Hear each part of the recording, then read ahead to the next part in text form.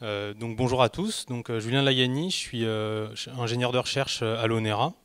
Donc cette présentation, j'ai mentionné mon collègue Nicolas César, qui on va dire est l'un l'une des personnes qui a développé cette activité au sein de l'ONERA.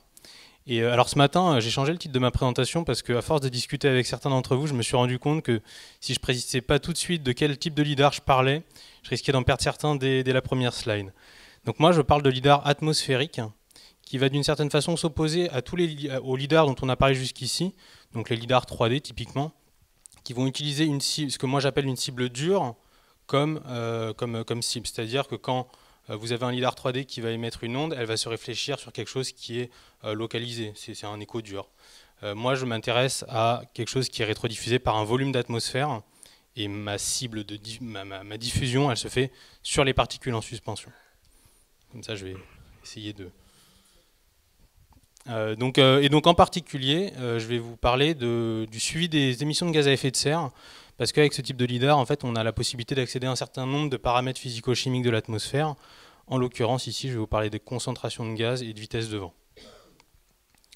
Je fais juste un petit historique des travaux en fait, au département d'optique de l'ONERA. Au département d'optique, donc les lidars atmosphériques, c'est quelque chose qui existe depuis plusieurs décennies maintenant. Et en particulier, on a développé pas mal de lidars qui sont basés sur la technologie optique fibrée. J'en dirai un petit mot juste après. Et l'une des grandes activités, c'est sur les lidars vent, la mesure de vent. Pareil, ça j'y reviendrai un petit peu après. Je mentionne qu'on a une maîtrise sur la fabrication des sources laser, des architectures lidar, donc c'est tout ce qui est télescope optique, et puis le traitement de signal. Voilà.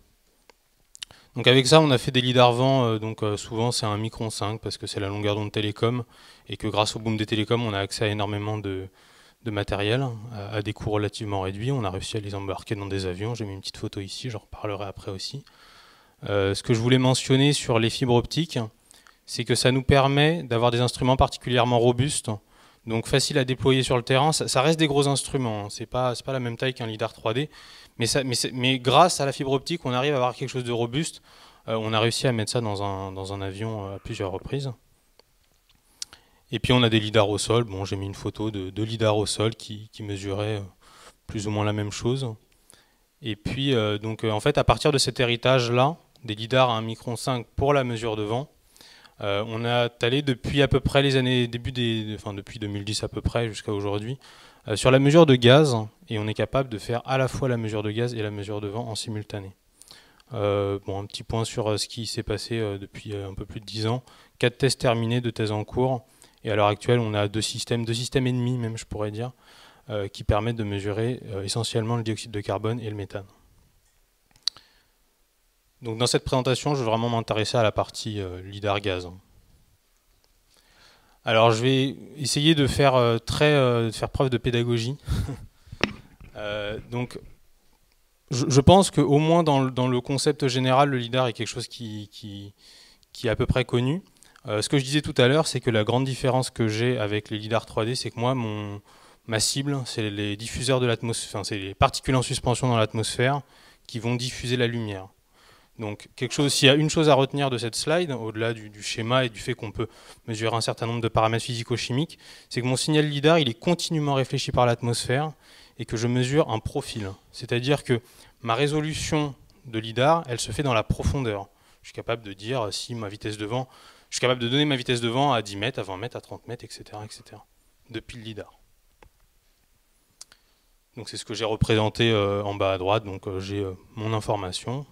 Et je peux la donner en fonction de la distance avec une certaine résolution spatiale. Un petit point sur le vocabulaire. Je suis désolé, je parlerai peut-être de ligne de visée après. La ligne de visée, c'est tout simplement l'axe du laser. Donc là, je vais vous parler de la méthode qu'on utilise pour faire une mesure de gaz. Alors il y en a plusieurs, je m'intéresse à une ici parce qu'elle est particulièrement utilisée pour les gaz à effet de serre, qui s'appelle la mesure par absorption différentielle. Donc je vais le faire de manière chronologique. Donc vous avez le laser, bon, il y a un système de télescope qui met en forme le faisceau, qui le propage, qui l'envoie dans l'atmosphère, des optiques de réception et une détection tout ce qui est le plus classique dans un lidar. Et en fait, je vais me servir de l'absorption du gaz cible. Donc en l'occurrence, là, j'ai pris un exemple sur le méthane. Ça pourrait être le CO2, ça pourrait être la vapeur d'eau. Et je vais utiliser une raie d'absorption. Donc bon, là, elle est dans le très proche infrarouge, un micron 645. Et je vais envoyer en fait un premier signal laser à une longueur d'onde que j'appelle lambda off, qui n'est pas absorbée ou très peu absorbée par le gaz cible. Donc ça, c'est la section efficace d'absorption, j'ai oublié de mentionner. Et donc si je regarde mon signal rétrodiffusé, bah, il fait ça. Voilà, donc là c'est l'état de mon atmosphère à l'instant 0. Et puis à l'instant 0 plus epsilon, j'envoie ma longueur d'onde lambda on. Donc j'ai mon système laser qui est capable de switcher comme ça en longueur d'onde très rapidement. Et je switch tellement vite qu'en fait mon atmosphère n'a pas bougé. Elle est figée entre mes deux impulsions laser. Donc à la deuxième impulsion, je vais avoir donc si j'ai un gaz ici qui est donc enfin c'est très schématique, hein, mais on va dire qu'il n'y a pas de méthane dans l'atmosphère et qu'il n'y en a que dans une zone très localisée. Et bien mon signal lambda on, il va ressembler à ça. Voilà. Donc la loi de Beer-Lambert, tout simplement. On a absorption de la longueur d'onde par le gaz cible. Donc à partir de ce genre de signaux, en fait, c'est pas compliqué. On regarde des dérivés. Et puis en fait, on a donc ce que j'ai appelé le VMR, le volume mixing ratio. C'est ni plus ni moins que la concentration du gaz dans l'atmosphère, qu'on exprime souvent en ppm pour le CO2 ou le méthane. Et donc en fait, connaissant mes signaux P-off, P-on, et puis la différence des sections efficaces à lambda on et lambda off, j'ai ma concentration en fonction de la distance. Donc typiquement, ce qu'on peut obtenir avec ce genre de choses, c'est une carte de concentration en fonction de la distance. Donc la distance, c'est la distance depuis le lidar. Hein. On est en ligne de visée fixe, donc on tire dans une seule direction, puis on regarde ce qui s'y passe. Distance versus temps, avec une résolution spatio-temporelle qui peut varier en fonction de la précision qu'on souhaite obtenir. Et donc là, voilà, par exemple, ce qu'on peut voir, en fait, c'est qu'il y a eu une émanation de méthane très localisée dans le temps et dans l'espace. Maintenant, je vais vous parler de la mesure de vent, parce que ça va me permettre après d'introduire la notion de mesure de flux par lidar. La mesure de vent, en fait, si vous regardez, c'est à peu près le même schéma que juste avant. La seule chose, c'est qu'on fait une mesure interférométrique. Je ne sais pas si dans l'assemblée, les gens sont familiers avec ça. Mais ce qu'il faut juste comprendre, c'est qu'en fait, on va s'amuser à mélanger au niveau de la détection le signal qu'on réceptionne avec une partie du signal laser qu'on a émis. Et en fait, ce qui est intéressant, c'est que si je regarde mes longueurs d'onde, enfin mes fréquences optiques laser, enfin du rayonnement laser, ça vaut nu laser quand on sort du laser évidemment, ça vaut nu laser quand je pars dans l'atmosphère. Là-bas à droite, hein, une fois que je tape sur une molécule qui est en suspension et qui est emmenée par la vitesse du vent, et ben je vais avoir un petit décalage Doppler sur mon onde rétrodiffusée. Et donc ensuite, au niveau de ma détection, je mélange deux choses. Je mélange une onde à nu L, une onde à nu L plus nu Doppler. Spectralement, ça me donne dans le domaine des radiofréquences, parce qu'en général, les décalages Doppler, c'est quelques mégahertz. Je mesure ma vitesse de vent. Donc là, je vous ai mis la figure sur la mesure de vent. C'est exactement la même en distance et en temps. Et ce qu'il faut savoir, c'est que je suis capable, avec le même système, d'avoir à la fois le vent et la concentration, en fonction de la distance et du temps. Donc je vais faire juste un petit point sur la mesure de vent, parce que je trouve que c'est un exemple qui est assez intéressant. Donc ça, c'est un lidar qu'on a développé à l'ONERA pour la mesure depuis un avion. Et donc là, ce dont je vous ai parlé, c'est d'une mesure de vent dans une direction. Je n'ai qu'une composante de la direction du vent, je n'ai pas le vecteur. Si mon vent il est transverse, c'est comme un radar routier. Si vous mettez un radar routier transverse à la route, il ne vous flashera jamais, quoi. Donc c'est un peu le même problème. Mais si je veux avoir une idée du vecteur vent, je peux m'amuser à balayer mon faisceau. Et en fait, je peux reconstruire dans une base mon vecteur vent. Donc là, c'est typiquement ce qu'on fait. Donc là, en fait, on a le laser, l'électronique, etc. Un télescope, et puis là, il y a deux miroirs qui sont sur des moteurs qui permettent de déplacer le faisceau sous l'avion. Et donc avec ça, je peux retrouver un vecteur vent. Et donc là, typiquement, c'est un vecteur vent qu'on a obtenu depuis c'est un avion, c'est un petit avion, c'est un ATR, et donc qui volait à peu près à un peu plus de 4 km d'altitude. Et j'ai le vecteur vent, donc le module, la direction, le sens, sur toute la colonne d'atmosphère. Pour cet exemple en particulier, donc la source laser a été faite à l'ONERA, et alors sur les précisions de vitesse, je vous ai marqué un peu à quoi ça ressemblait, mais on est grosso modo inférieur au mètre par seconde en termes de précision, et sur la direction, on est à peu près à 2 degrés de précision. Donc c'est quand même quelque chose d'assez précis, mais bon, faut bien noter que c'est pas une mesure qui se fait en une fraction de seconde, il faut quand même quelques secondes pour réussir à faire ce genre de mesure.